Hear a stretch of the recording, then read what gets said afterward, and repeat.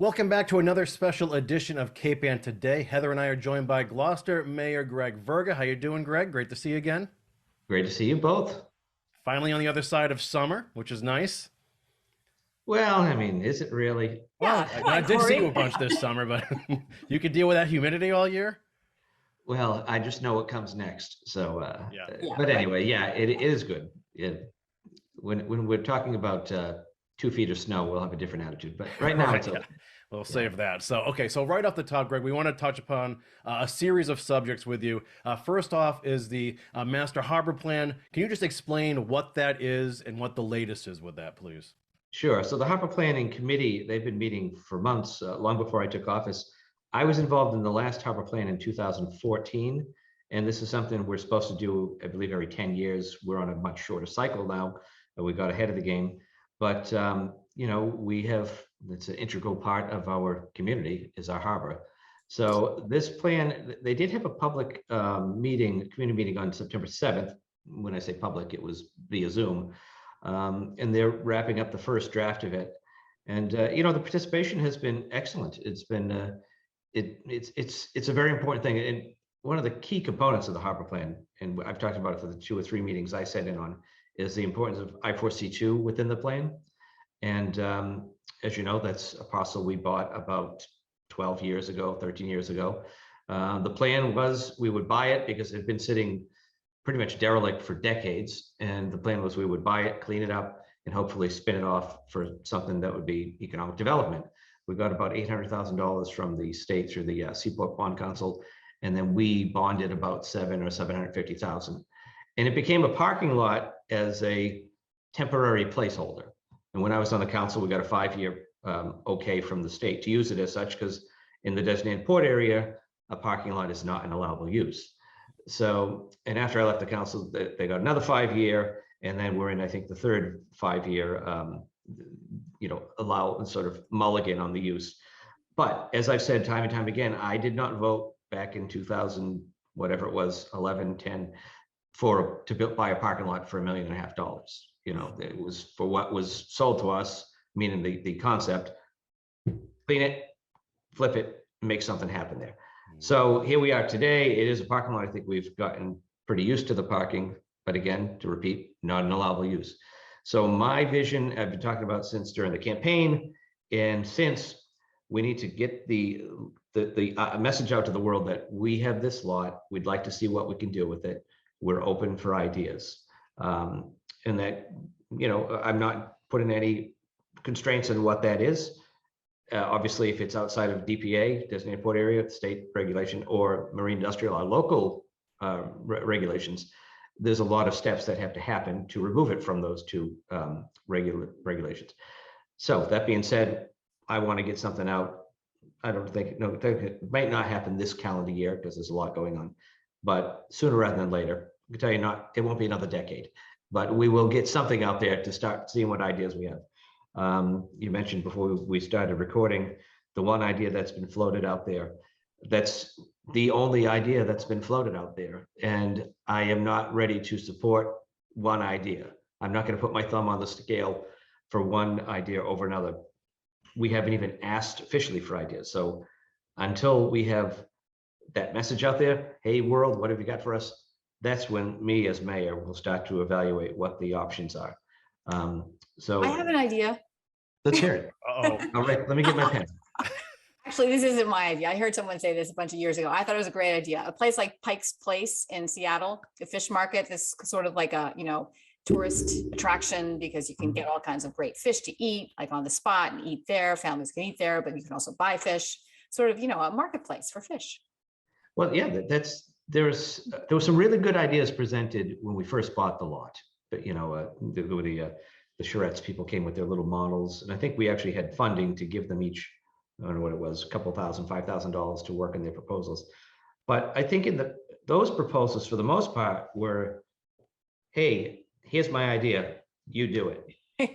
And That's what I just did. Right. And Yeah. so if someone comes forward, their ideas have to be something that can be funded and that they're not looking for the city to do it. Don't just hand us a great idea, because our business is not to run businesses, so And as far as the, like I said, the one idea that's on the table, I was pretty clear in my interview with the newspaper. I do not support that idea as it is, absolutely as it is. But I'm not going to support any idea until we have the all call, and then we could look at them holistically. And as I said, when I first spoke with some of those people who were pushing the other thing, that the music venue last July, you know, as I mentioned a few minutes ago, DPA, marine industrial, those things would have to change. And for us to go to the state, that's how it works in DPA. We have to go, we, the city, would have to go to the state saying, can you please give us some relief? Without the support of the mayor, without the support of a super majority of the city council, our state delegation is not going to make the effort to make the change. So whatever ultimately rises to the top of what we might want to pursue, it's going to only be the result of the public input that convinces me and the council this is the direction we should go. Well, I'm not going to push for something that's dead on arrival. So could you just, I know this is an enormous plan and the meetings are open to the public so people can follow along. But for those who haven't, like me, could you catch us up with how the plan is addressing climate change? Because I'm sure that's maybe that's too big a question, but. Yeah, it's a component of it, but I mean, that falls under the other topic we were going to hit on, which is the Climate Action Resiliency Plan. Yeah, that is we can go right into that. Yeah. And this all is going to flow into what was mentioned at the city council meeting, and Ethan did a story about it in the paper the other day about the comprehensive planning initiative that we want to kick off early in 2024. So CARP, it's called Climate Action and Resiliency Plan. It's currently out for public comment until October 3rd. Pam was going to email over to you guys some of the links, so I don't have to sit here and try to talk about gloucester.com/ because it gets confusing. But yeah, you can plug it into the Facebook post. But if people would like to read through it, it's a lot of pages. I read through the whole thing, but we want their input. We want to know what they think. But this is a chance to identify, to quote here, the highest priority challenges, the most feasible solutions to put Gloucester on track to meet long-term energy, climate, and resiliency goals. With 60+ miles of coastline, we are extremely vulnerable to climate change. So whether people think climate change is caused by human beings or climate change is just a cycle, the fact is it's a fact. You know, some people can say it's complete nonsense, but for the most part, people acknowledge that it's real. You know, the question is, did we do it or did nature do it? It's happening. We as a coastal community need to be ahead of the game before, you know, Roger Street was all filled land back in, you know, that when the settlers got here was a much different coastline. So Mother Nature will reclaim what's hers. So we have to be prepared for what's going to happen between now and 2030, 2040, 2050, because we have to start thinking ahead. You know, the problems are going to outlive us. So we might as well start laying out the solutions now. So is there interface with the CARP and the Master Harbor Plan? I think the interface is them just keeping the members, I would assume, are keeping tabs on one another's progress. But let me sort of, let me circle back after I finish some of the CARP-related conversation to the comprehensive planning initiative. But related to what's going on, we're going to be kicking off door knocking because we're in a partnership with Homeworks through Mass Save to do home energy audits. I don't know if you guys have participated in them. I've done at least 3 since I've owned my house. At Mass Save, we all pay to fund it through our electric bill. And so it's an opportunity to have a professional come into your house, evaluate it. They'll give you replacement light bulbs, LED light bulbs, the latest and greatest technology, low energy. They'll check about leaks around your windows and doors, and a lot of free things they can do at that visit. And then they can give you ideas of other things you can pay for yourself or pay for with other grants or other incentives. So the home energy is going to be going through doing canvassing.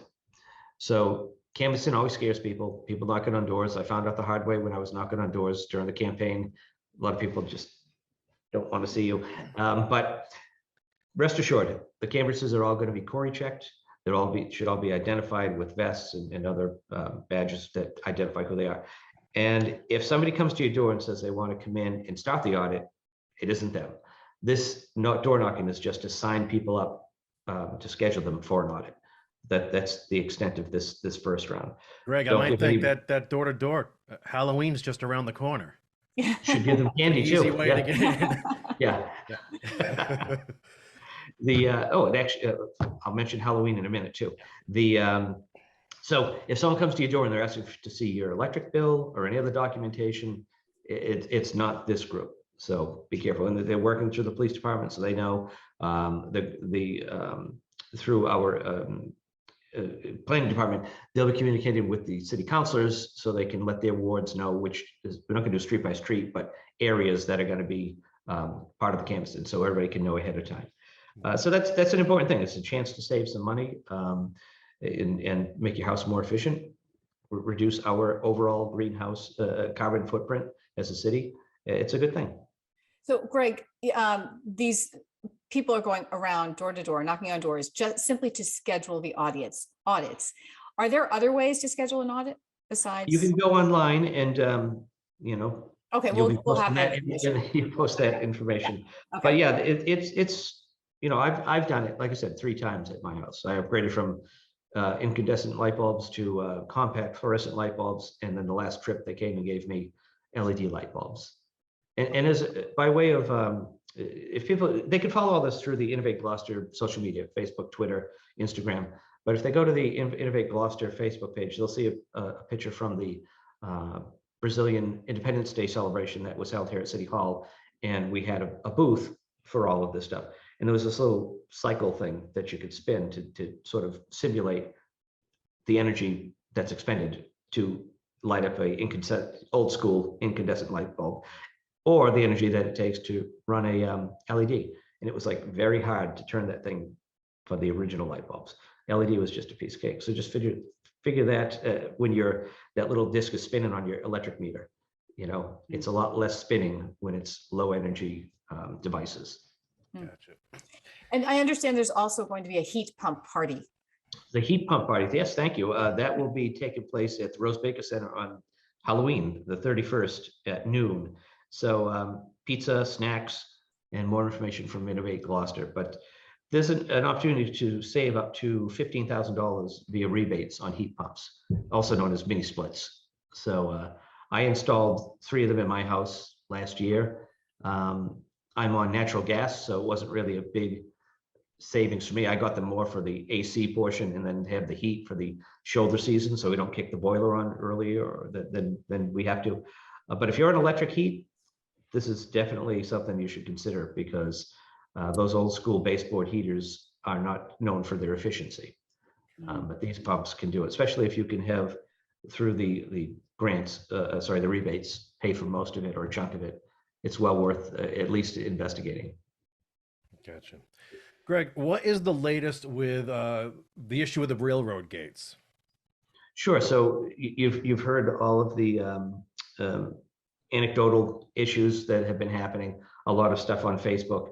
And if you drive down, I just noticed today when I drove by the Washington Street crossing, there had always been these little blue signs, probably about this big, I don't know, 6 by 10 inches or something, that said, in case of emergency or to report incidents, call this 800 number.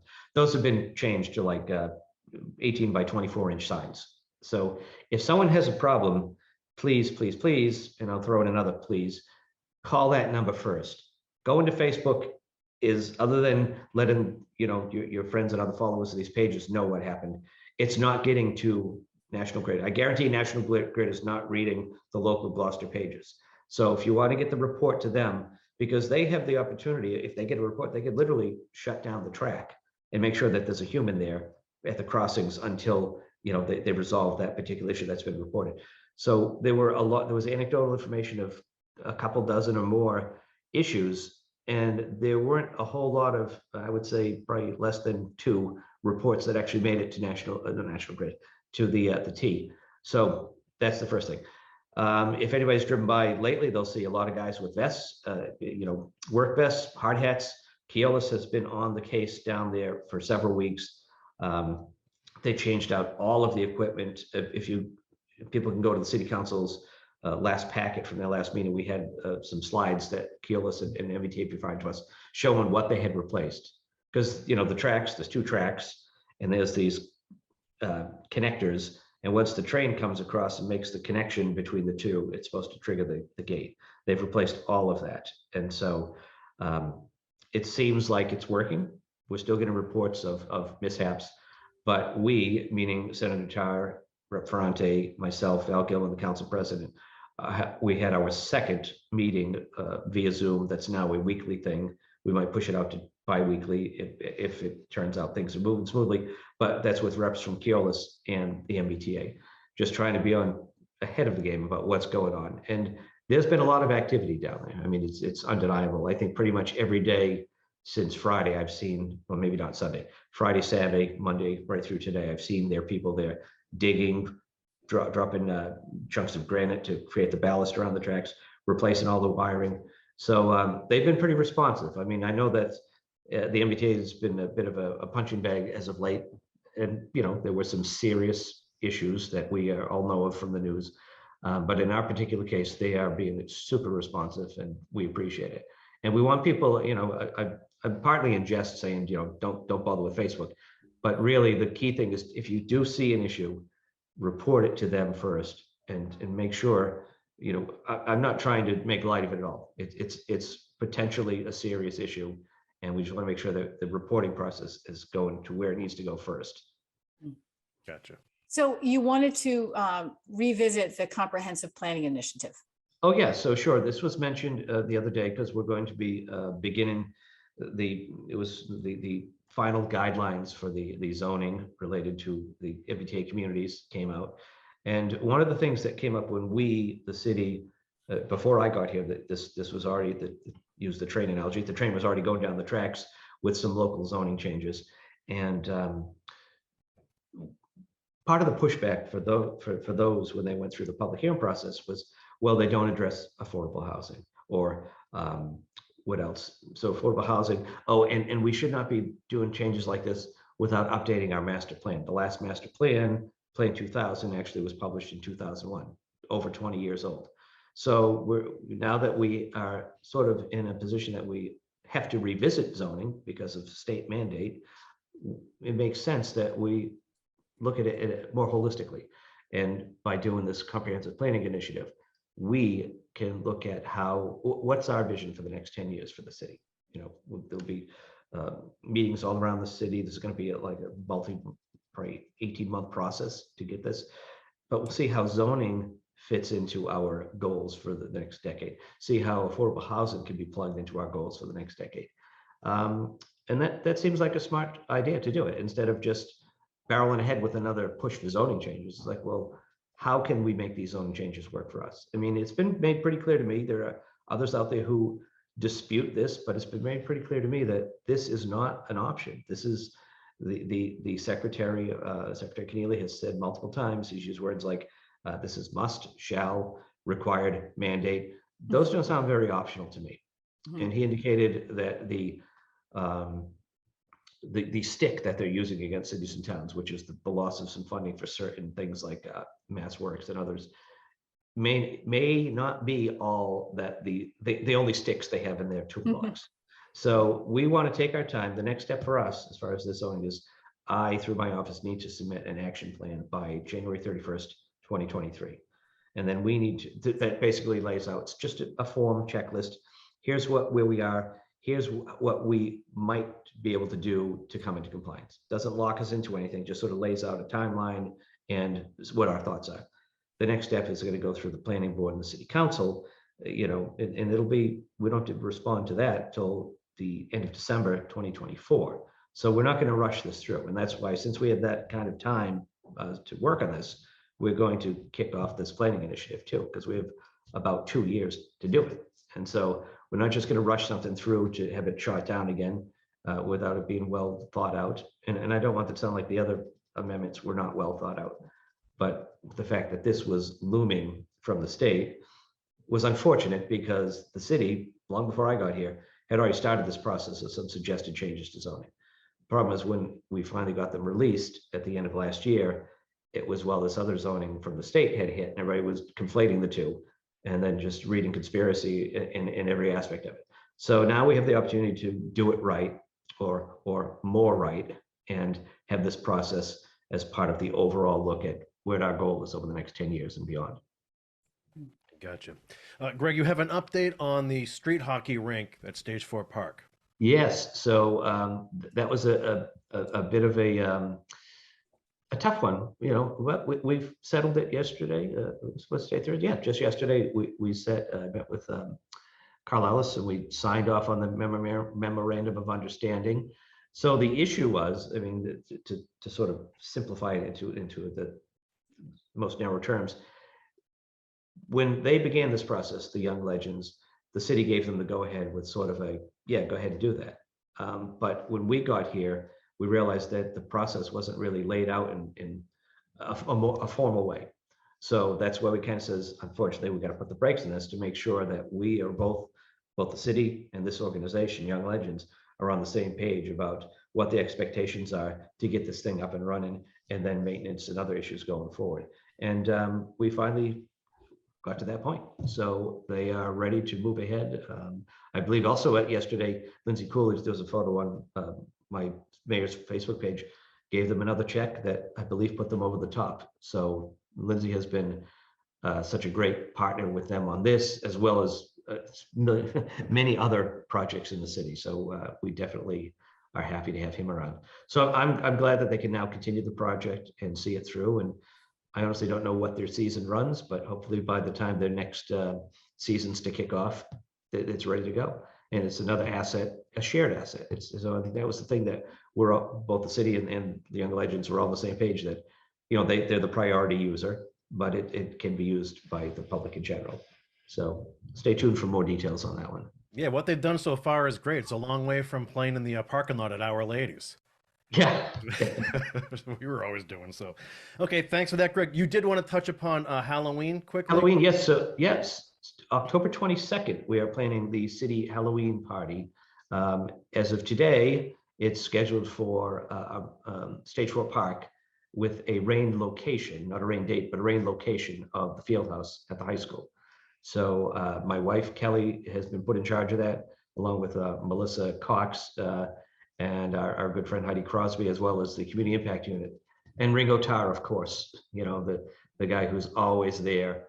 You know, if there's something the city needs, Ringo's sure to be nearby because he's got his hand in it, doing something to help. So it's going to be a good time. We're making sure that everything that is up there is totally free for the user. We don't want any kid to go up there and, you know, their parents don't have enough money for them to do, you know, X, Y, or Z. Everything there is going to be free. And that's thanks to contributions we've gotten for this from local businesses. And people, if they still want to contribute, they can send a check to the Gloucester Fund and just put City Halloween Party in the memo. And that would really help us. Anything we make over, you know, beyond what we need for this year, we'll just keep on file for the next party. Nice. That's great. Do you have a costume yet? Excuse me, do you have a costume yet? Yes, I'm not going to ruin the surprise. I can tell all of my friends out there, I will not be Captain Picard again this year. My wife said, no more Star Trek. So, but we will be matched, my wife and I. Oh, that's sweet. So people will just have to wait and see. Oh, and the other thing, speaking of things I'll be doing, Saturday is the safety day at the Harbor Master's office. Mm-hmm. There will be a dunk tank, and I have been I have been volunteered to participate, so I'll be there in the morning. Joe Cahill, my CAO, will be there in a later shift. But if people would like to come and throw balls to try to knock me into the water, please do. High temperatures in the low 40s, winds 20 to 30 knots, Greg. That's yeah, I would not want to be doing that this time of year. Wow. Yeah. I am not a fan of the water, but I did a dunk tank in like 2015. It was a chilly day. And so I'm just going to suck it up. Luckily, the Harbor Masters, are you warming up for the throw? Yeah. Just get it loose. Just get it loose. The Harbor Masters, you know, the showers and the locker room are right there. So once I get out, I can go get changed. And that's hot shower. Yeah, right. Well, the things you do as mayor, right? It's all in a day's work. Yeah, so it's a lot of fun. Oh, and just to mention, 1623 Studios has been very helpful with the Music with the Mayor program. Tyler over there has been great. They've shout out to Tyler. Yeah. Tyler with a lot of consonants in his name. Yeah. Yeah. How was his last name pronounced? Horinzon. Horizon, yeah, okay. Is it? And there is not a Makes no vowel. sense. Yeah, No there sense is at No, all. no vowels. Yeah, Yeah. no vowels. So we've already shot and released the first episode with John Jerome and Jeff Small. Tyler right now is editing Chris Fitzgrice, CFG. He was here about 2 weeks ago. Last Friday, we had Alan Estes in. So that one will be coming out soon. I have a young gentleman from Rockport, Kyle Rin, Kory Rin, Kory Yeah. Rin, who will be coming in mid-October. And then I have Surnames, a full band that will be playing on the stage at Kairos we'll be recording November 4th. So these will probably be trickled out, October, November, December, January. So if anybody else is interested, have them contact my office, mayor@gloucester-ma.gov, 978-281-9700. And if they have, say, 3 to 6 original tunes, got to be original music, no covers, we'll be happy to consider having them on the program. Very That's nice. great. Yeah. And lastly, Greg, we're in the 7th week now of a water ban for the city of Gloucester. I know that's supposed to be running through September 30th. Any early indication about possibly extending that? Well, we will be revisiting it next week to see how we're doing. We've got a little rain over the last few days, a little rain today, which looks like it's already stopped. But the last few rainfalls have really not made a dent. And, driving around, I hate to wag my finger, but driving around and seeing some lush green lawns, there are a lot of people who are not cooperating and sneaking their irrigation early morning when no one's looking. But folks, you're hurting your friends and family and neighbors. So let's all do our part. If grass doesn't die, it just goes into hibernation. It'll be back. So let's do what we have to do. As we've seen in other communities and states, water has been quite has some tragic consequences, in the case of failed systems in Jackson, Mississippi, and then E. coli in Wilmington. We had our own boil water order a few years ago, but we're talking about using up a finite supply. And those of you on wells, even though we don't have the authority to tell you not to use your water, that aquifer underground also is not getting recharged like it should. So let's and no fire pits, please. We still have drought conditions out there. Yeah, so we have to keep the grills off now, even the football season is underway. Just behave for a little while longer. So, okay, Greg, as always, we appreciate your time and your work, and let's catch up soon and get another update from you. Right on. I'm here whenever you guys want. So thank you so much. Thank Have a you. great day. Take care. And I'm sorry about that dunking thing. Well, come on by. Like Kory's getting his arm loosened up for it. So there will You're be. safe with me. You're safe with me. I believe there'll be a grill in front of me, so you can't throw the balls at me. Just a little trigger to drop me in. So. All right. Great. Right, thanks again, Greg. Thank you. Thanks, guys. Bye. Bye. Interested in a sponsorship? Email sponsor@1623studios.org to learn more.